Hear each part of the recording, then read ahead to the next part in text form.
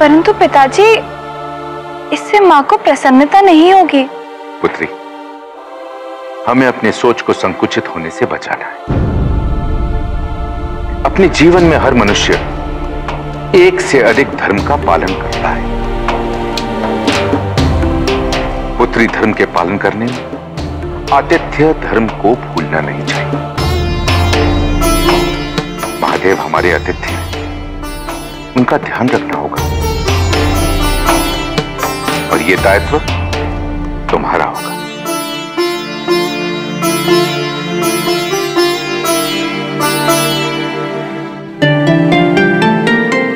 जो आज्ञा पिताजी। इसकी सारी व्यवस्था हम स्वयं करेंगे।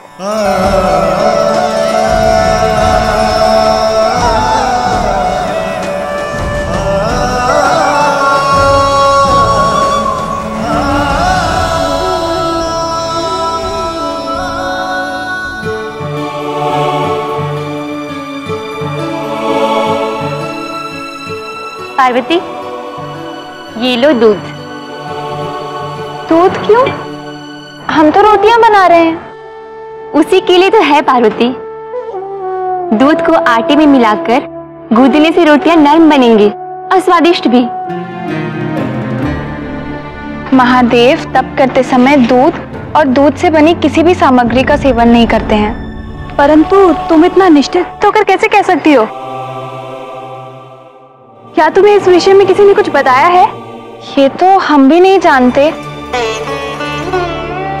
किंतु हमें आभास है कि ऐसा ही है। पार्वती, तुम यहाँ रसोई में क्या कर रही हो? और हम पूरे राजमहल में तुम्हें ढूंढ कर आए।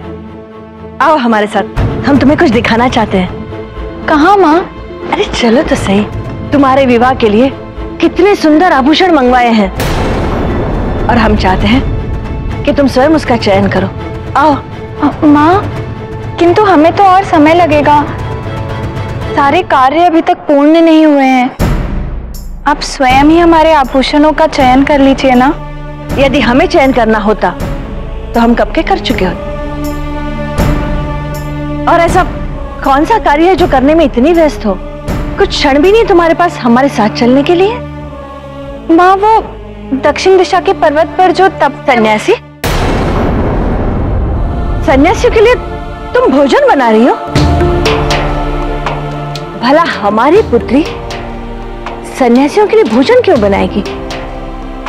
माँ, वो पिताजी की आज्ञा का पालन कर रहे हैं।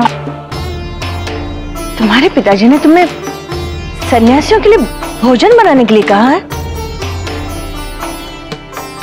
परंतु क्यों? एक राजा का कर्तव्य ही नहीं, धर्म होता है कि वो अपने राज्य में आए हुए तपस्वियों की, साधुओं की रक्षा करें और उनकी सेवा करें। और पिताजी अपने इसी धर्म का पालन कर रहे हैं। इस बात का तर्क लगाना तो हमारे समझ के परे है। क्या राजा की आज्ञा का पालन करने के लिए पूरे राज्य में केवल तुम ही बचे? ये काम तो जय विजय भी कर सकती है। परंतु माँ, पिताजी। हम कुछ नहीं सुनना चाहते।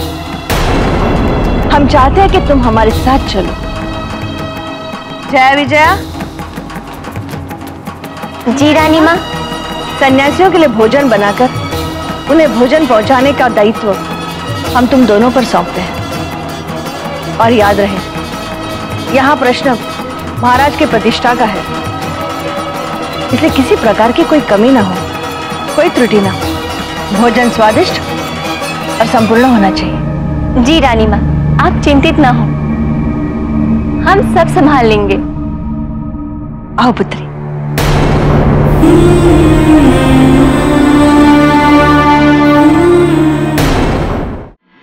हमारे राज्य के दक्षिण क्षेत्र के पर्वत श्रृंखलाओं में एक पुरानी और विशाल गुफा है।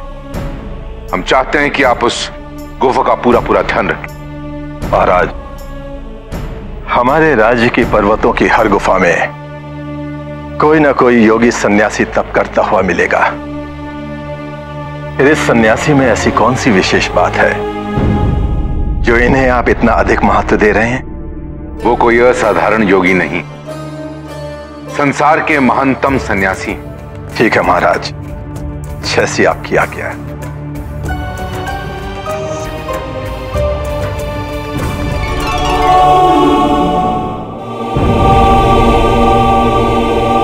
जय विजय, तुम दोनों कहां जा रही हो? महाराज, हम उस योगी के लिए भोजन ले जा रहे हैं जो दक्षिण दिशा की पर्वत की गुफा में तपस्या कर रहे हैं। परंतु इसका दायित्व तो हमने राजकुमारी पार्वती को दिया था। पार्वती रानी माँ के साथ उनके कक्ष में है। वो पार्वती को उसके विवाह संबंधी किसी कार्य के लिए अपने साथ ले गई हैं। हमें गुफा में भोजन ले जाने का आदेश भी उन्होंने ही दिया है। क्या हुआ महाराज, हमसे कोई भूल हो गई है क्या? नहीं नहीं, कोई समस्या नहीं। इस भोजन को वापस ले जाओ और इस विषय में हम महारानी से बात करेंगे। जाओ। जो आज्ञा।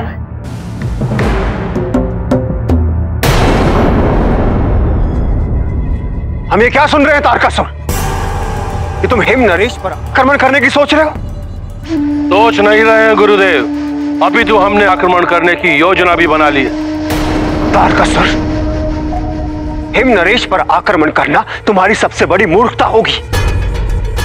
हिम नरेश विष्णु का बहुत बड़ा उपासक है। यदि उन पर आक्रमण हुआ तो विष्णु स्वयं उनकी रक्षा हेतु प्रकट हो जाएंगे।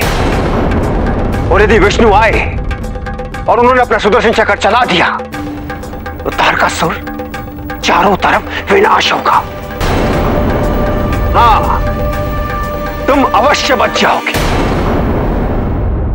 किंतु हमारी समस्त असुर सेना मारी जाएगी। तो क्या हुआ?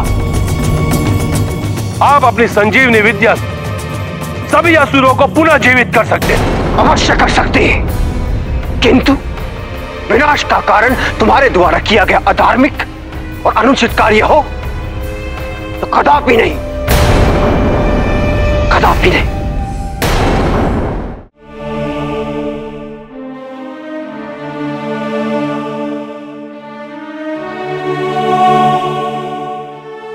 पार्वती,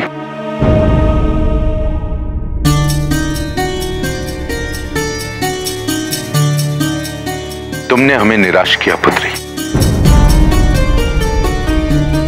हमने तुम्हें महादेव का भोजन ले जाने के लिए कहा था और तुमने ये कार्य जया विजया को दी थी। माँ ने हमें किसी आवश्यक कार्य के लिए बुला लिया था।